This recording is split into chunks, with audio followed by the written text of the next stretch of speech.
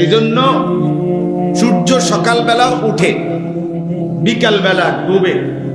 এজন্য সকালের সূর্য উঠতে সময় তাপ কম থাকে, দুপুরের পরে আবার যখন সূর্য ভাঙতে শুরু করে, ডুবতে শুরু করে, তখন আবার কমতে থাকে।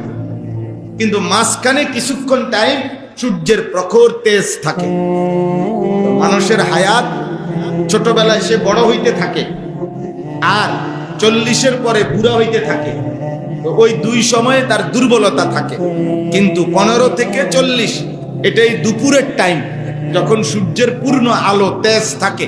ঠিক যৌবনের ওই টাইমটা হায়াতের, জীবনের তেজ থাকে তখন। এই জন্য ভালো কিছু করিল তখন, অসৎ চরিত্রহীন লম্পট হইল তখন। যুবক ইচ্ছা করলে সারা রাত্র নামাজ পড়তে পারে, যুবক ইচ্ছা করলে সারা রাত্র নেশা করতে পারে, সে ইচ্ছা করলে সারা রাত্র ইবাদতের কাজ করতে পারবে, সে ইচ্ছা করলে সারা রাত্র জিনা ব্যভিচার আর নারীর আড্ডায়, জুয়ার আড্ডায় শেষ করবে। তার উভয়টা করারই শক্তি আছে। এই জন্য এটা গুরুত্বপূর্ণ। এই সময়টা যে ধরে রাখতে পারে সে দুনিয়াতেও সফল হয়, আখিরাতেও সফল। এই সময়টা যে ভেঙে যায়, নষ্ট হয়ে যায়, এই চরিত্রহীন একদিন দুনিয়াতেও আফসোস করে, আখিরাতেও আফসোস করবেই। কোনো সন্দেহ। এই জন্য কুরআনুল কারীমের মধ্যে আছে, নাফরমান পাপী হাশরের ময়দানে আফসোস করবে আর বলবে, ইয়া লাইতানি লাম আত্তাখিজ ফুলানান খলিলা। হায়, আমি যদি অসৎ এবং মন্দ লোককে দুনিয়ার হায়াতে বন্ধু না বানাইতাম, তাহলে আজ আমি জাহান্নামী হতাম। অসৎ বন্ধুর খপ্পরে পড়ে, চরিত্রহীন মানুষের খপ্পরে পড়ে আমি বরবাদ হয়ে গেছি। এবং কোরআনে আছে, আল্লাহ বলেন, এই অসৎ বন্ধুত্বের চরিত্রহীন আফসোস করতে করতে নিজের আঙ্গুল দাঁত দিয়া কামড়াইয়া ছিঁড়ে ফেলতে চাই। কিয়ামত এই পরিমাণ আফসোস করবে। ভাই, আপনাদের কোন একজন ভাই, আপনাদের এই বাচ্চা মসজিদ থেকে বাইর করতে হবে, একেবারে ছোট বাচ্চা এগুলো, এদের যদি এই পরিমাণ কষ্ট দেয় তাহলে এটা সম্ভব হবে না বয়ান কর। আমি নয়তো চলে যাইতে হবে, আমার ধৈর্য না কুলাইলে আমি বলতে পারবো না। এই ছোট ছোট বাচ্চা এগুলো মসজিদ থেকে বের করে দেন ডাইরেক্ট, আর নয়তো ভিতরে ঢুকা।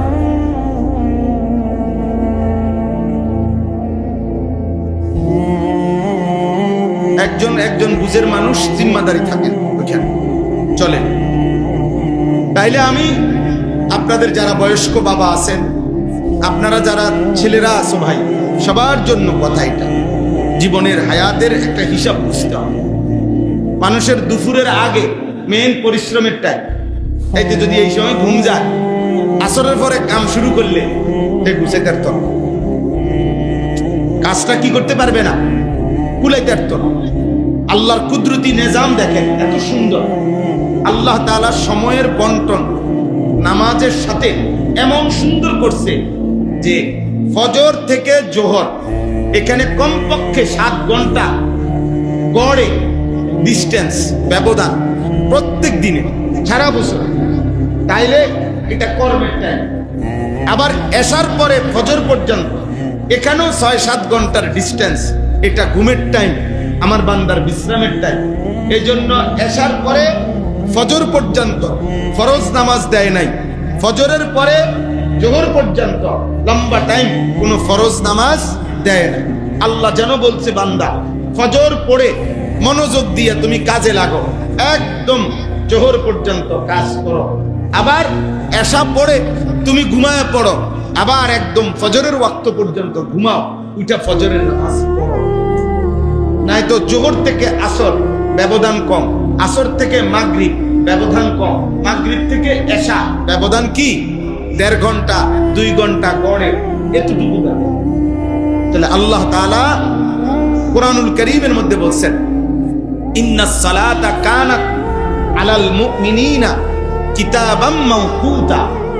নিশ্চয়ই নামাজ আমার ইমানদার বান্দাদের উপরে ফরজ করা হলো সময় হিসাবে।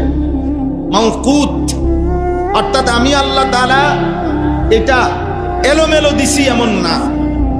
আমি আল্লাহ তাআলা এটাকে কি করেছি, হিসাব করে সময় আমার বান্দার পরিবার, প্রয়োজন, জিন্দেগির প্রয়োজনীয় বিষয়, আয়, উপার্জন, বাজার, ব্যবসা, লেনদেন সব কিছুর ব্যাপারে খেয়াল রেখে ঘুম, আহার, নিদ্রা সব কিছু মাথায় রেখেই আমি আল্লাহ তাআলা নামাজের সময় হিসাব করে নামাজকে বন্টন করেছি। সুবহানাল্লাহ। অতএব কোন ব্যস্ততার অজুহাতে, কোন অজুহাতে, আল্লাহর কসম কোন অজুহাতে সুস্থ, স্বাভাবিক, বিবেকবান কোন মুসলমান নামাজ ছাড়তে পারে না। এজন্য নামাজ যে পড়ে না, হয় পাগল, নয় মাতাল, নয় প্রতিবন্ধী, নয় তার সিরা ছাড়া আর কোনো কারণ নেই। এটাই কারণ।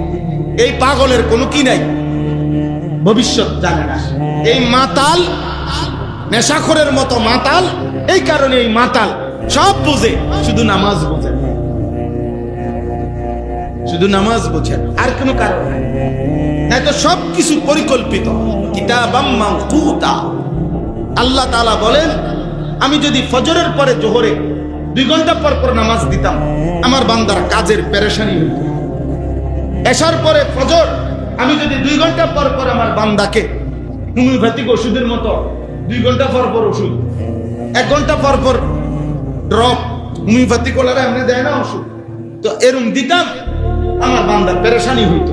আমার বান্দা, আল্লাহ কোরআনে বলছেন, ইউরিদুল্লাহু বিকুমুল ইউসরা ওয়ালা ইউরিদু বিকুমুল উসরা।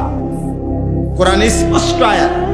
আল্লাহ তাআলা বলেন, বান্দা আমি আল্লাহ, আমি নিজে তোমার উপরে শরীয়তের বিধান দিতে গিয়ে আমি আল্লাহ নিজে তোমার সহজ যেন হয়, আল্লাহ বলে, বান্দা আমি এটা খেয়াল রাখছি। আমি ইচ্ছে করে আমি আল্লাহ তোমার একটা বিধান, ওয়ালা ইউরিদু বিকুমুল দিন হোক, আমি এটা চাই না। আমি জেনে বুঝে আমার বান্দারে কষ্টে ফেলতে আমি আল্লাহ কমপক্ষে চাই।